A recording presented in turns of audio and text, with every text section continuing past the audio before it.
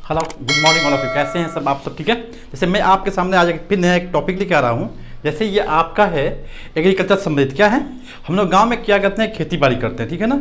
जब खेती बाड़ी करते हैं, गांव के लोग जो किसान होते हैं वो खेती बाड़ी करते हैं। उसके बाद में क्या करते हैं, एग्रीकल्चर करते हैं, खेती बाड़ी। ठीक है।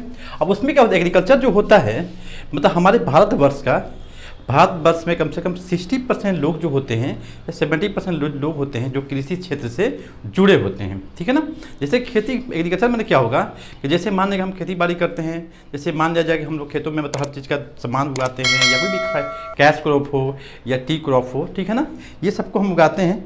चलते हैं इस टॉपिक को समझाने के लिए प्रयास करते हैं। ठीक है ना। देखिए ये आपका रहा एग्रीकल्चर रहा। ठीक है।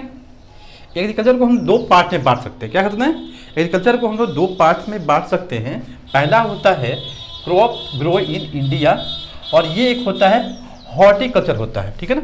एक को क्या कहते हैं, भारत में ऐसे मतलब क्रॉप्स, ऐसे फसल जिसको हम लोग गांव में या अपने भारत में उगाया जाता है और ऐसे फसल जो हम क्या कर सकते हैं मतलब जिससे हमको क्या फ़ायदा होता है। ठीक है।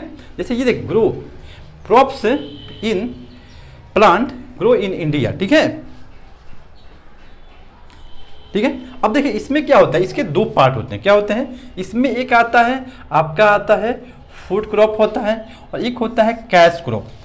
फूड क्रॉप को समझने का प्रयास करते हैं। फूड क्रॉप क्या होता है, जैसे हम लोग क्या करते हैं, जैसे मतलब दाल मतलब क्या दाल होता है, पॉल्स हो गया, क्रियल्स मतलब धान चावल हो गया, पैडी हो गया, मेज हो गया, दाल्स वगैरह हो गया, अरहर हो गया, ये सब हमारे क्या होते हैं फूड क्रॉप में आते हैं। ये सब क्या आएंगे हमारे फूड क्रॉप में आएंगे। जैसे सीरियल्स में क्या हो गया आपका चावल हो गया, मैंने पैडी हो गया, व्हीट हो गया, अरहर हो गया। ठीक है।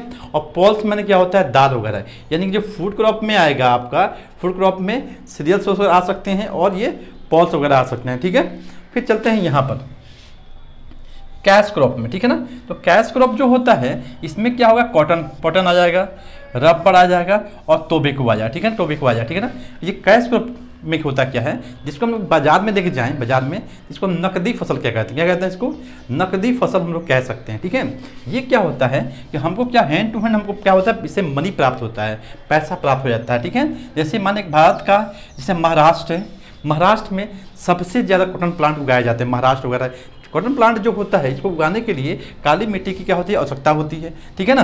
अब देखिए रबर की खेती, ठीक है ना, रबर की भी खेती किया जाता है। ठीक है। और क्या होता है टोबैको होता है और इसमें टोबैको भी आ सकता है। ठीक है। जैसे तंबाकू वगैरह हुआ। ठीक है ना। अब आते हैं आपको हॉर्टिकल्चर। हॉर्टिकल्चर क्या होता है, ये इसके 3 पार्ट होते हैं। हॉर्टिकल्चर क्या होता है, हॉर्टिकल्चर में क्या होता है, इसके 3 पार्ट होते हैं। पहला को हम बोलते हैं प्लांटेशन क्रॉप, दूसरा को ऑर्चार्ड कहते हैं, तीसरा को डेकोरेटिव प्लांट कहते हैं। ठीक है। जैसे प्लांटेशन क्या होता है, जैसे टी और कॉफ़ी, जैसे टी और कॉफ़ी जो भारत के जैसे असम हो गया, दार्जिलिंग क्षेत्र हो गया, वहाँ पे सबसे ज़्यादा भारत में सबसे ज़्यादा कॉफ़ी की खेती की जाती है या आपको टी की खेती की जाती है।